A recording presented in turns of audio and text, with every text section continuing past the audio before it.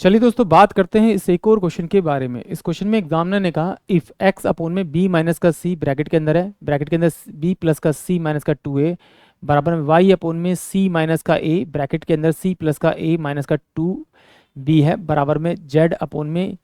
a minus का b और a plus का b माइनस का 2c है। इसको सॉल्व करना है और बताना है कि इसका राइट आंसर क्या है। तो ध्यान से देखिए, ये तीनों वैल्यू बराबर दे रही, तो मैं मान लेता हूँ कि ये 1 के बराबर है, किसी एक वैल्यू 1 के बराबर है, क्योंकि इनका रेशियो तो बराबर होगा ही होगा सबका, क्योंकि बराबर में दे रखा है।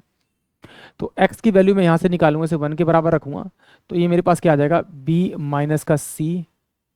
और यहाँ हो जाएगा b प्लस का c माइनस का 2a। मैं इस वाले को सोल्व कर रहा हूँ, बाकी को सोल्व नहीं करूँगा क्योंकि सब कुछ सेम सेम होगा। तो जब मैं इसे अंदर मल्टीप्लाई करूँगा तो ये देखो a माइनस का b है, और मान लीजिए यहाँ पर a प्लस का b है, यानी कि एक फॉर्मूला लिख दिए a माइनस का b और a प्लस का b है। तो इसको हम लिख सकते हैं a का स्क्वायर और माइनस का b का स्क्वायर डायरेक्ट लिख सकते हैं।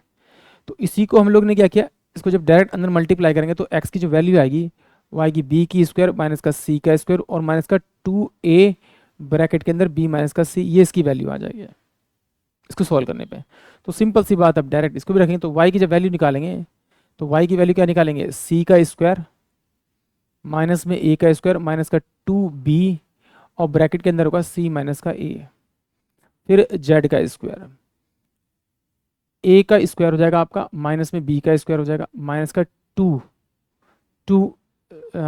2c और ब्रैकेट के अंदर हो जाएगा a माइनस का b। अब जब इन तीनों को हम जोड़ेंगे तो ये वैल्यू आएगी x प्लस का y प्लस का z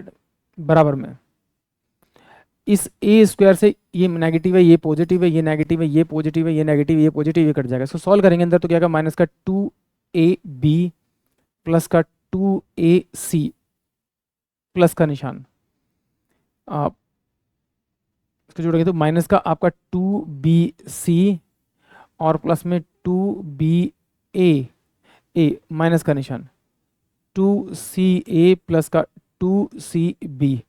ये मुझे दे रखा है, मुझे इसे सॉल्व करना है। तो चलिए आइए सॉल्व करते हैं। Minus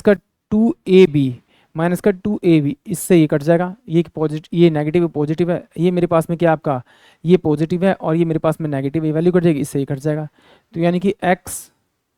plus y plus z, इसकी वैल्यू आ रही है 0 के बराबर, और मुझे पता है कि x plus y plus z की जो वैल्यू है वो 0 के बराबर है, तो इसकी वैल्यू भी होनी चाहिए 0, यानी कि ऑप्शन जो बी होगा वो इस क्वेश्चन के लिए करेक्ट होगा। आई होप आप सभी क्वेश्चन समझ में आया होगा।